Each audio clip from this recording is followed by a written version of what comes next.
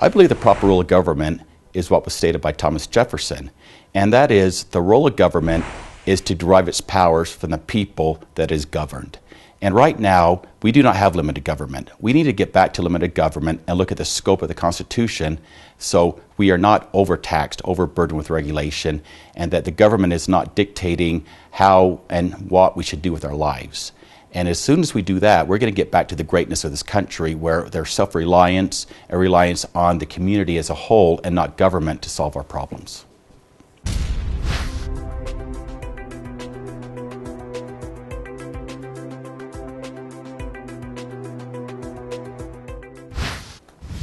Well, I believe the sixth principle of the 912 Project, which is that all citizens and legal residents of the United States have the right to life, liberty, and the pursuit of happiness. However, we do not have the right to an equal outcome as we pursue that happiness. And the problem with liberals and progressives of this day is that they think through government manipulation we can have everybody have the same outcome. That's not what the Founding Fathers meant by pursuing life and liberty.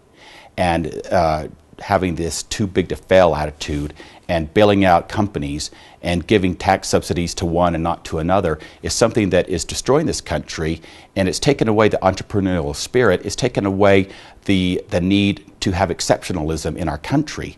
Because if we rely on exceptionalism, there will be people that are winners, and unfortunately there will be people that are losers. But that's the whole role that the government should lay forward, is to allow us to achieve our greatness, but realize that we are not going to have equal outcomes in our pursuits in life.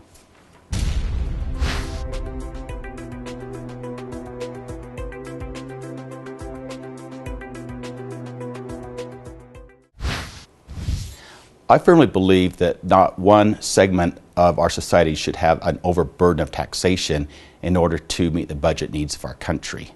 I believe that all citizens, even if it's a smaller amount, should pay taxes. Because unless you're paying taxes, you're not part of this country. You're not part of the success that needs to happen. Now, I believe taxes should be low, and I want to look at ways to lower taxes. In fact, my tenure as a state representative, I've been able to vote to lower taxes about $600 million. So we should look at ways to cut taxes. But since we know taxation is inevitable for our country to exist, I believe that everybody should pay some type of income tax. And if you look at it right now, almost 50% of this country, people in this country do not pay any form of income tax. I think that's wrong. The way to achieve that is by having a flatter tax and a broader base tax that everybody has to pay, so people that are more productive and have a higher salary will pay more based on a flat single rate, but people that are lower income will still pay a rate that will be equivalent to what they're making. And then all of us will join in the success of this great country.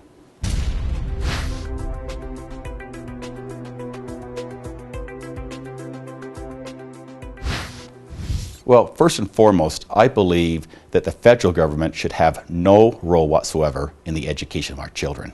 In fact, I believe one of the biggest disasters that has beset this country in the modern age is the Jimmy Carter administration developing the Department of Education at the federal level. They are now dictating to our schools, to our states, how we educate children in this country. It's a disaster. That should be left up to the states and local school boards to determine what is best for the children in that particular area. And so it would be my goal as a congressman to do away with the federal Department of Education and bring it back, that power back to the states based on 10th Amendment rights, and then have states delegate that power to local school boards who know what's best for children. And I firmly believe that we have 4 ways to educate our children currently in this day and age. That's traditional public schools, charter schools, private schools, and homeschool. And we should make it available to every parent as to how they want to educate their children. Choice is critical in this issue. And so let's make sure we structure our taxation properly and our policies properly and let the states decide, but make sure that people have the right to educate their children the way they want to be educated.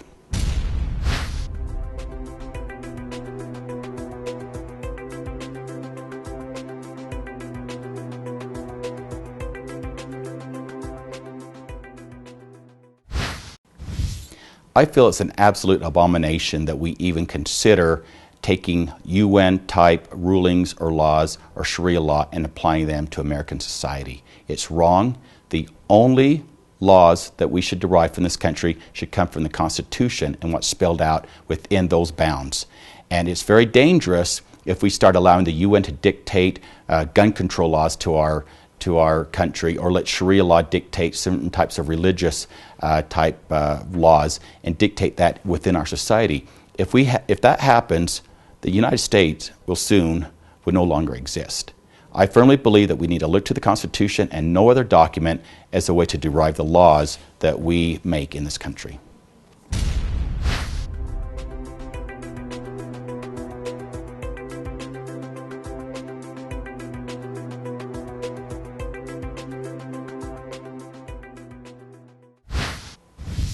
Well, I don't think it's any surprise that I've been at the forefront of finding solutions to illegal immigration in this country.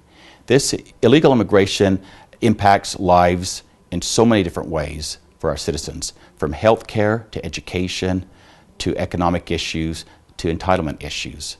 And right now, our laws are convoluted. They're hard to follow. And so I'm a firm believer in having legal immigration to this country. My grandfather immigrated here from Sweden and became a productive citizen and became an American through and through. That's what we need to instill in people that are coming to this country. But the only way we can do that is by getting a handle on illegal immigration. Illegal immigrants have stolen over 50,000 identities of children in this state of Utah alone. That's impacting lives of a lot of people.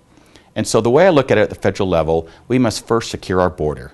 Once we secure our border, we have to be willing to enforce current federal immigration laws.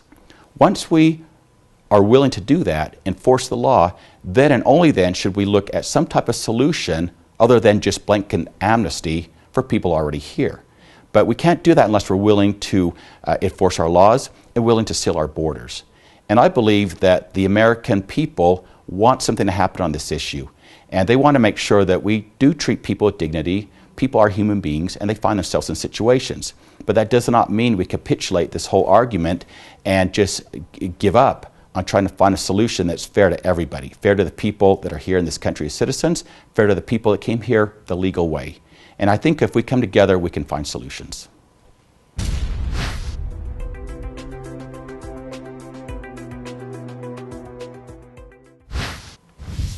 Well, first of all, I believe that states should be able to develop their land the way they see fit to harvest the abundance of resources we have. Utah has enough oil shale to make this country close to being energy independent if we just could access those lands to capture the shale and the rock. Now, I consider myself to be somebody that totally respects the environment. I backpack, I mountain climb, and I've done so all over the world. And so I want to make sure that any type of exploration for oil, any type of way to capture our natural resources is done in a responsible way. However, we must open the door for this type of development. America can be energy independent if we open ANWR, we open back up offshore drilling for oil, we open up oil shale production, coal production in the Grand Staircase Escalante. There are so many options that we can use to make this country energy independent. And until this country once again becomes energy independent, we cannot expect to remain the superpower of the world if we're relying on Russia and the Middle East for our energy needs. And so I firmly believe that in a responsible manner, we can become energy independent in this country.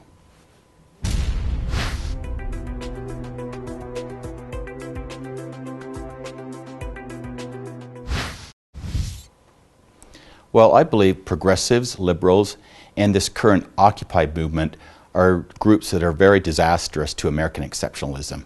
They believe that they are entitled in some way to succeed in life. Nobody's entitled to succeed. We're only entitled to life, liberty, and the pursuit of happiness. And I think if we allow these groups to take hold, if we allow people to redistribute wealth and take away from those that are productive in society, we will no longer be the shining city on the hill that Ronald Reagan talked about. American exceptionalism is strong, but if we do not turn this tide that's working against it through the modern day progressives, we will lose that exceptionalism.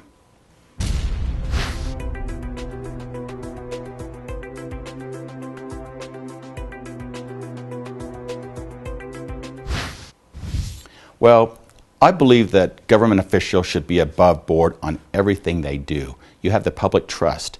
And one idea that I think is coming to light now is we need to make sure that people that are in elective office, such as congressmen, cannot take advantage of inside information about companies or startups or policies that are coming forward.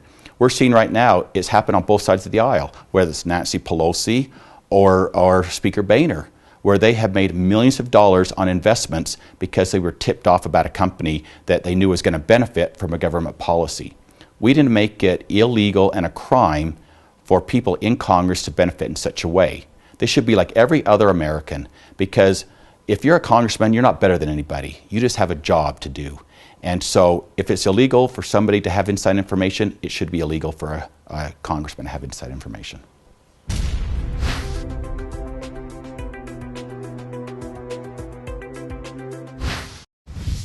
The biggest problem facing America today is our runaway national debt that's now over $15 trillion. $6 trillion of that has happened in the last 3 years alone. If we do not stop our runaway spending, our deficit spending, this country will cease to exist as a leader of the world. I believe we need to pass a balanced budget amendment and make sure that we are required to balance the budget every single year, with very, very few exceptions. And if we can do that, this country can get back under control.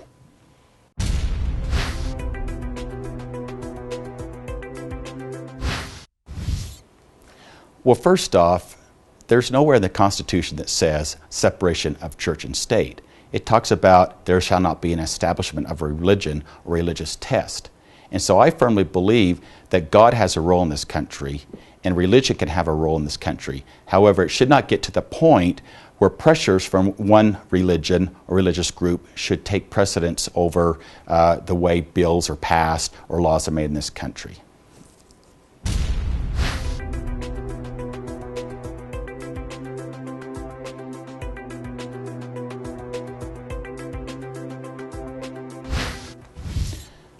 Well, Article 1, Section 8, you can find both the Commerce Clause and the General Welfare Clause. These two clauses are the most abused areas of the Constitution, in my opinion, and they've been abused by progressives and liberals as they've used those as excuses for every type of government entitlement program or to regulate business. First and foremost, the Commerce Clause was never intended to regulate every aspect of business in this country. It was only to regulate commerce between the states, so one state could not charge, say, a tariff on another state's goods.